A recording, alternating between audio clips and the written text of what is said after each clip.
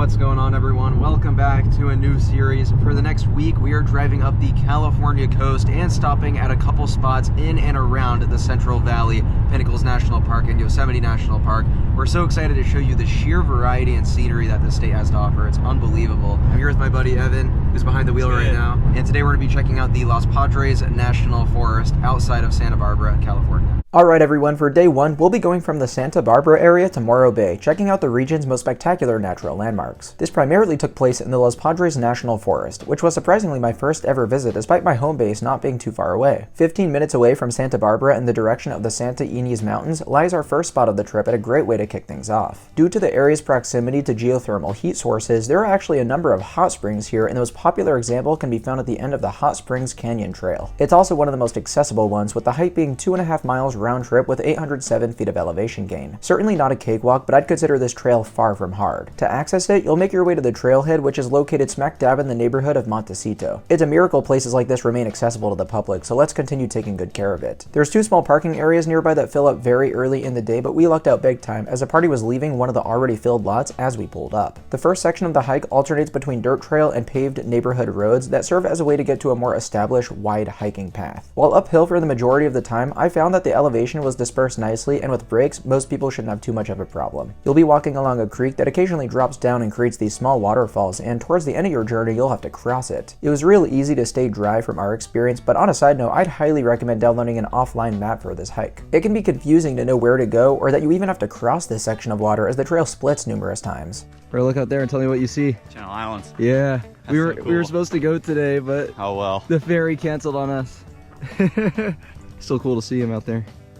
The springs will be more than worth the effort, as they're remarkably picturesque, and there are so many pools that you shouldn't ever have a problem with overcrowding. Evan, this is unbelievable. This is so cool. And most of these pools are actually empty here at like 8:30 in the morning. Parking lot was filled, but this is a good sight to see. Wonder how warm this is. Oh, that is hot. It's like way warmer than I expected. Oh. That's unbelievable. Oh yeah, my hand smells like sulfur. The upper ones were definitely the warmest, some being too hot to even enjoy, but as the water cascades into the middle and lower pools, temperatures become much more comfortable and refreshing. It wasn't a particularly cold morning, but we still took our time to appreciate this gem of a spot. I've now been fortunate enough to experience hot springs all over the country and in Iceland, and I'd be lying if I told you this wasn't a top contender for my favorite. Seeing these symmetrical pools make their way down the hillside without mentioning their gorgeous color and having our own pools to ourselves was such a treat. And its location is awesome, with the aforementioned Los Padres Forest all around you and high peaks right at your fingertips. Up next, we contemplated two nearby locations, with the first being Tangerine Falls. This can only be accessed by a 2.5 mile trail, again with about 850 feet of elevation gain, and only tends to flow well after a good rain. During our visit to the area, we could see all trails images of it looking decent, but in our opinion not quite worth it, especially considering that the Hot Springs Trail kicked our butts more than we expected it to. So instead, we sided with an option that wouldn't necessitate any hiking, and that's the scenic road up Camino Cielo to La Cumbre Peak. This gave us the opportunity to appreciate Los Padres mountain scenery, along with the occasional coastal view to bring variety to our day. Maybe it's because it was spring, but the greenery was immediately apparent. As you gained elevation, things got more and more colorful until eventually you'd enter an alpine forest where the trees were an entirely different species. But most of all, what makes the Santa Ynez Mountains so interesting is it's one of the few in America that trends east to west, on top of their unique geological discrepancies. The ridges descending towards Santa Barbara are visually spectacular, but these massive exposed rock features that you'd see every now and then stole the show. I struggle to get good footage of it due to the windy nature of the road rarely giving you the chance to truly appreciate it, but eventually we did find a few pull-offs that seemed to do the trick, so definitely take advantage of those. These formations became more common towards the mountain summits, and speaking of which, don't miss La Cumbre Peak, which is easily the highlight of this drive. At 3,997 feet high, it's the highest point in the Santa Ynez Mountains and a pretty remarkable elevation considering how close it is to the water. This marks the first point on the drive where you can peer over the mountain range facing inland, and I was stunned to see even more dramatic views with peaks that seemed to rise even higher than the ones we were on. The incredible layering was emphatic, and I almost couldn't believe we were still in Southern California. Oh my god. Those views are insane. The mountains are completely different in this direction with all the clouds overhanging. Wow, this is awesome. This scenic drive is definitely a must-do. I did not expect it to be this beautiful. The alpine forest surroundings I mentioned earlier were also alive and well up near La Cumbre, and some of my favorite views showcased it alongside the mountain backdrop, which was just remarkable. There's also a fire tower up here that you can no longer climb these days, but it's still a cool symbol of this peak's striking topographic prominence.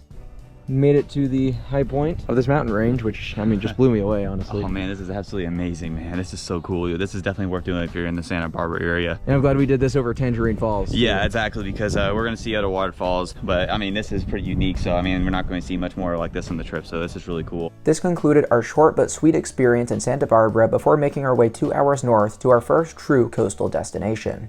We're on our way out of the mountains now, and you can just see how quick the weather can change up here. I mean, it's not like terrible or anything right now, but got the rain coming in. That's of course why we never got to go to the Channel Islands on this trip. They canceled the ferry due to inclement weather later today. Yeah, it was a shame missing Channel Islands because of the weather, but you know, at least this way we get to see a lot more stuff. And going north, the weather's supposed to be good, so we're gonna head towards Morro Rock and then a little bit of Big Sur, which will be in the Big Sur video. So big variation of weather though. Wow.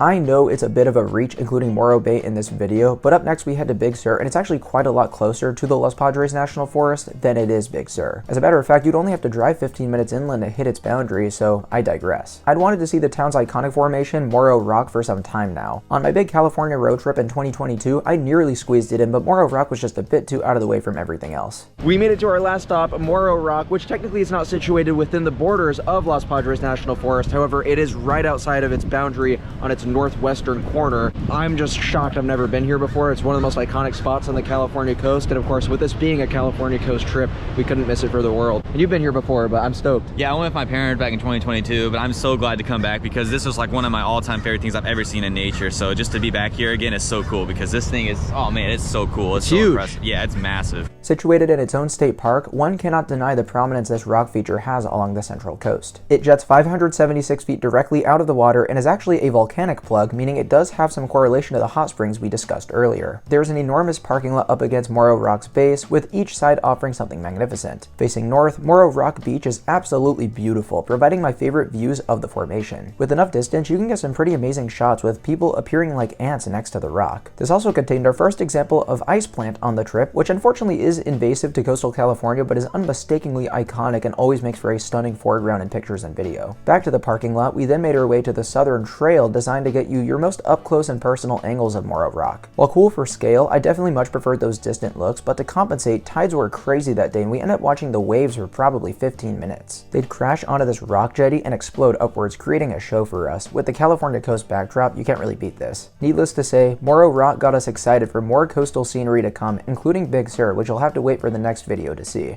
Morro Rock is without a doubt one of my favorite spots along the California coast now. This has been absolutely unbelievable between the rock and the waves. I mean, I can't believe how insane the tide is right now, but what a fantastic way to end here at Los Padres National Forest and right outside Los Padres National Forest. That was insane. The view of the rock, of course, on the other side was really cool, but then coming over here and getting the waves, I've never really seen waves like that before, so we just spent a good 10-15 minutes just watching that, and that was insane. So yeah, Los Padres was absolutely amazing, and then the addition of Morro Rock was really cool. So yeah, looking forward to the rest of the trip. We're heading off to Big Sur now, so stay tuned for that video. Thank you all so much for watching, and we'll see you then.